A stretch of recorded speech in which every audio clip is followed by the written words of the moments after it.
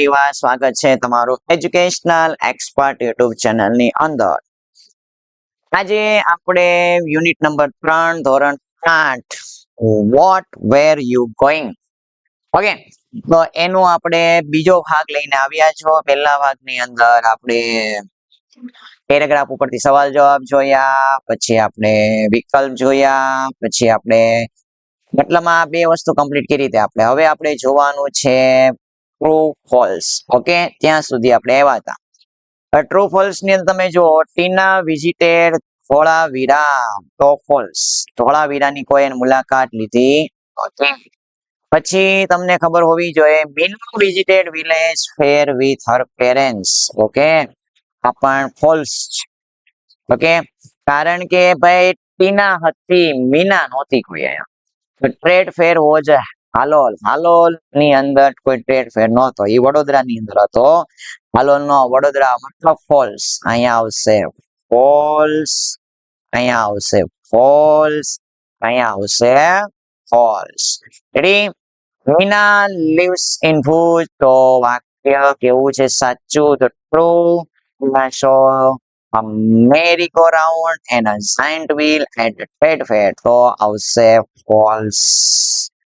Okay, એની પછી તમે જો the children were looking at the small toy plane, તો વાક્ય કેવું છે? ટ્રુ છે. ઓકે, એની પછી છે there was a juggler at the village fair. હા ભાઈ, જગલર હતો, તો વાક્ય true. Loudspeaker was playing film song. હા, વાક્ય કેવું છે? ટ્રુ છે ભાઈ. ના, લાઉડસ્પીકર ફિલ્મ સોંગ સાથે વાગી રહ્યા હતા. there was entry fee. Entry fee 1 પણ રૂપિયો નહોતી. બરાબર, તો અહીંયા આવશે false. there were fast food stall at the village fair. village fair ની અંદર ફાસ્ટ ફૂડ સ્ટોલ હતા નહીં. village fair ની અંદર નહોતા. ક્યાં હતા? તો હતા આપણે ટ્રેડ ફેર ની અંદર. આમાં આવશે ફોલ્સ. હવે એવું કીધું છે લેટર લખો ભાઈ. write a letter to your friend telling him her about your visit to your village. તમારા મિત્રને એવો લેટર લખો, તમને જે તમારો પ્રિય મિત્ર ને એવો લેટર લખો કે તમે એક મેળાની મુલાકાતે ગયા હતા, એવો પત્ર તમારા મિત્રને લખો.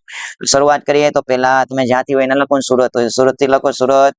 પછી તારીખ લખો, તો આજે તારીખ છે એક્ઝામ્પલ તરીકે 28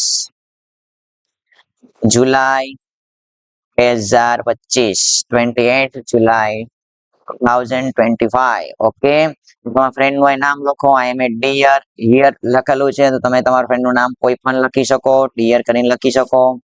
માની લો કે ઉદાહરણ તરીકે પ્રિન્સ હોય તો પ્રિન્સ લખો, નેહા હોય તો તમે નેહા લખો. જે પણ તમારા ફ્રેન્ડ હોય તે લખો. ઓકે, એની પછી ભાઈ હાર્દિક હોય તો હું લખો. જે પણ હોય તમે લખી શકો છો. પછી તમારે કહેવાનું છે thank you for your letter telling me about your visit to Vadodara, it was interesting.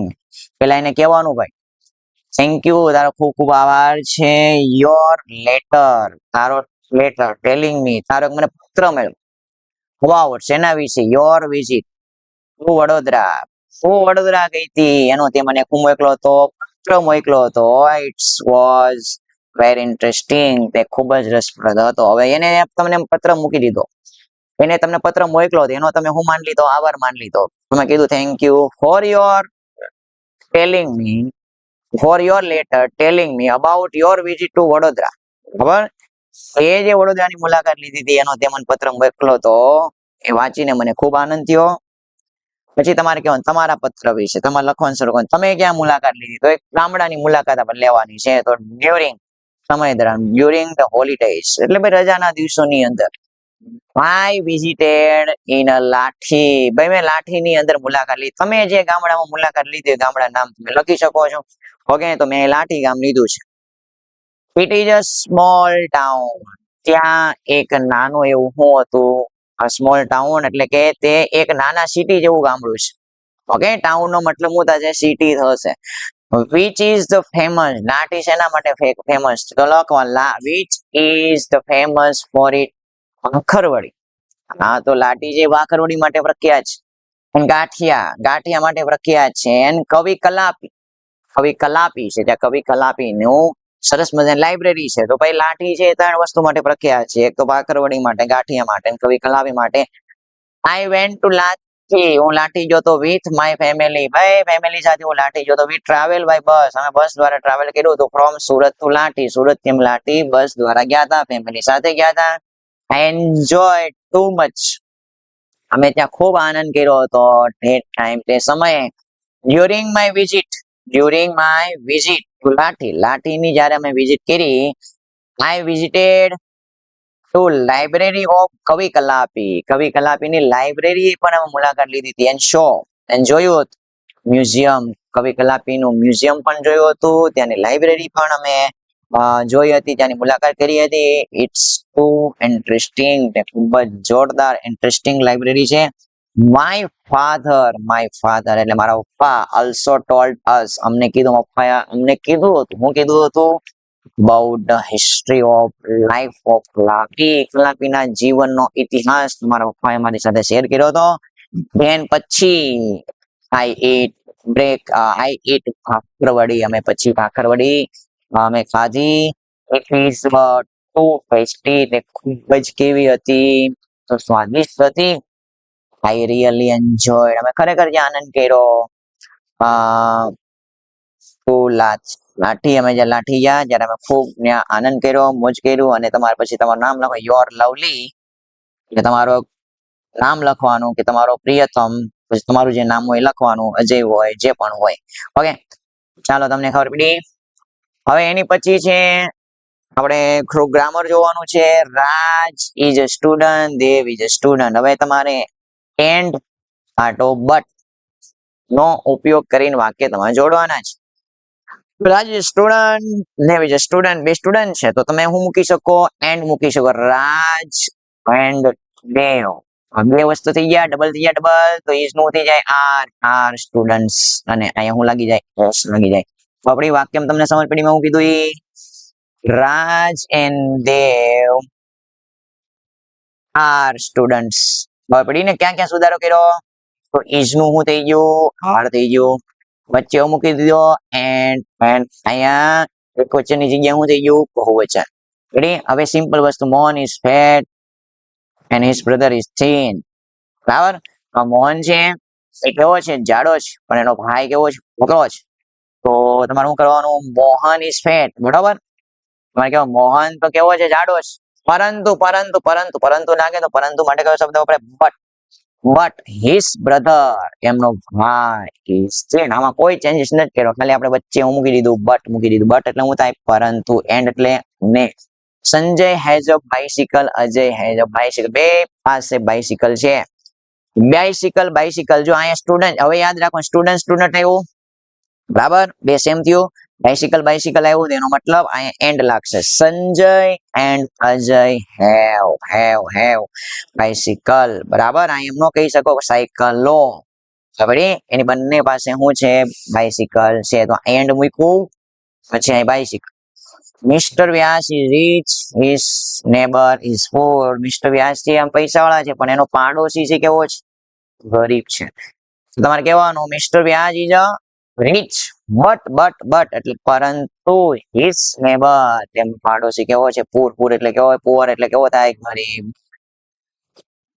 Preeti is eating mango, પ્રીતિ છે મેંગો ખાઈ રહી હતી. મેગા ઇટિંગ મેંગો, એમાં મેંગો આવ્યું, એનો મતલબ શું લાગશે? એન્ડ લાગશે. પ્રીતિ એન્ડ મેગા, આર ચાલુ વર્તમાન કાળ છે. ચાલુ વર્તમાન કાળ. જો ઇઝ ઇટિંગ છે, ઇઝ ઇટિંગ મતલબ બહુવચન થઈ ગયું, તો બહુવચન શું લાગી જાય? આર. ઇટિંગ નો ઇટિંગ. પછી મેંગો ની જગ્યાએ બે આ એમ નો કે મેંગો કેરીઓ ખાઈ રહ્યું છે જ નહીં. મેંગો નું મેંગો જ રહેશે, બહુવચન થશે નહીં. બરાબર? ખબર પડી? પ્રીતિ એન્ડ મેગા ઇટિંગ, મે શું આવશે? ઓનલી ફોર મેંગો આવશે, મેંગોઝ નો આવે. Ready? Nitin is strong, Akshit is a weak. Nitin strong છે, બટ અંકિત ઇઝ વીક. હવે અહીંયા તમને શું આપેલા છે? નંબર્સ તમને આપેલા છે. સ્ટોરી તમને આપેલી છે. સ્ટોરી ને તમારે શું કરવાની છે? ક્રમમાં ગોઠવવાની છે નંબર પ્રમાણે. તમે નંબર લખી શકો, સાઈડમાં બધાના નંબર લખેલા છે. ઓકે, તો આ નંબર 1, તમે છે નંબર 2, પછી નંબર 3, આ નંબર 3, પછી આ વાક્યને નંબર 4 તમે વાંચી શકો છો. સ્ટોરી આખી આપેલી છે.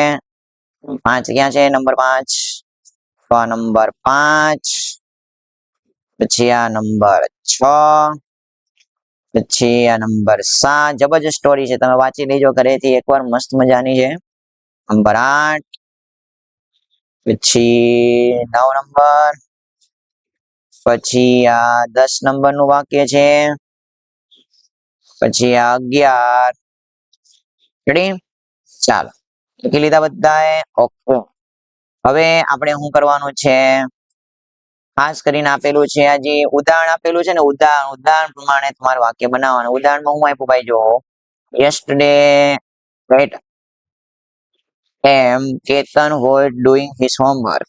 ભાઈ ગઈકાલે કેતન 8 વાગે તેમનું હોમવર્ક કરી રહ્યો હતો. આ જો was doing મતલબ કયો કાળ બતાવે? ચાલુ ભૂતકાળ. ચાલુ ભૂતકાળ બતાવે ભાઈ. બરાબર, ભૂતકાળની અંદર ક્રિયા ચાલુ હતી. ત્યારે 8 વાગે. ઓકે, કઈ ક્રિયા ચાલુ હતી? હોમવર્ક કરવાની.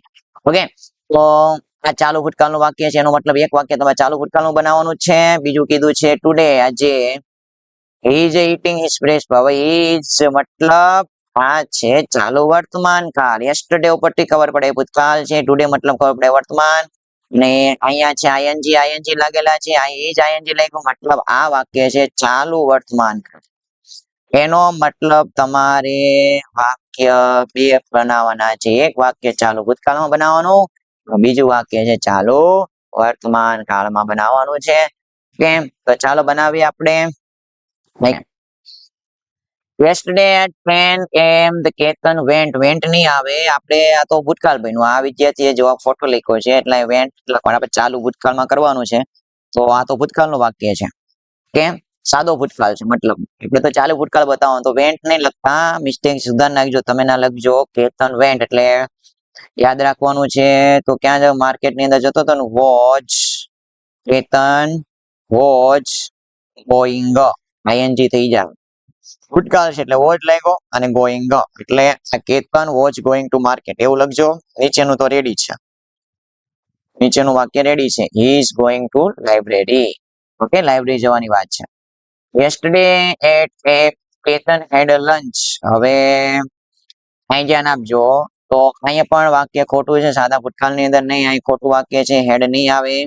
તો Ketan was having, Ketan was having, બરાબર, આમ કરી નાખજો. કેતન was having lunch, તો આ હેડ ને કાઢીને was having લખી દેજો. આને ભૂલ કરી છે તો રેડી છે, is sleeping. Ready? yesterday 4 pm Ketan watch. હવે તમે જો અહીંયા પાછી ભૂલ કરી છે ને, વોચ ને કેતન વોચ વોચિંગ, બરાબર, વોચિંગ કરવાનું છે. કેતન વોચ વોચિંગ એટલે કે અહીંયા વોચ તમારે કાઢી નાખવાનો છે, બરાબર, આ ભૂલ છે. હા તો રેડી છે. Today 4 pm he reading book. yesterday 6 pm Ketan played નહીં આવે, સાદો ભૂતકાળ નહીં, played નહીં. was playing ready? તો ભૂલ છે, આ પ્લેટ નાખવાનો છે. પછી આ નીચેનું વાક્ય તો રેડી છે. he is drawing the picture. yesterday 8 pm the Ketan 8 નહીં આવે, Ketan was eating આવશે. Ketan was eating. ચાલો, yesterday 10 pm the Ketan arrange નહીં આવે, તો શું આવશે? Ketan was arranging. ઓકે, અહીંયા તમારે કાઢી નાખવાનું છે, ના કાઢી નાખવાનું, તો આ મિસ્ટેક આટલી સુધાર નાખવાની છે. ઓકે, ચાલો, અને પછી આ વાક્ય તો રેડી છે. is the giving the bed. Okay, તો આ તમે લખી નાખ્યું ફટાફટ. ચાલુ ભૂતકાળમાં ફેરવવાનું છે, તો ભાઈ આ ફેમાં ફેરવી નાખ્યું સાદા ભૂતકાળમાં, તો ભાઈ ખોટું છે, આનું મેં સુધારી દીધું છે. પછી આ ચિત્ર આપેલું છે, ચિત્રના પછી તમારે ચિત્ર જોઈને તમારું લખવાનું છે, જવાબ લખવાનો છે. તમને સ્ક્રીન ઉપર દેખાય છે, ફટાફટ લખી નાખો. ઓકે, તો ચાલો હવે ચેપ્ટર અહીંયા આપણે શું કરીએ છીએ પૂરું કરીએ છીએ. નેક્સ્ટ વિડીયોની અંદર ચોથું યુનિટ આપણે લેશું. જય હિન્દ, જય ભારત.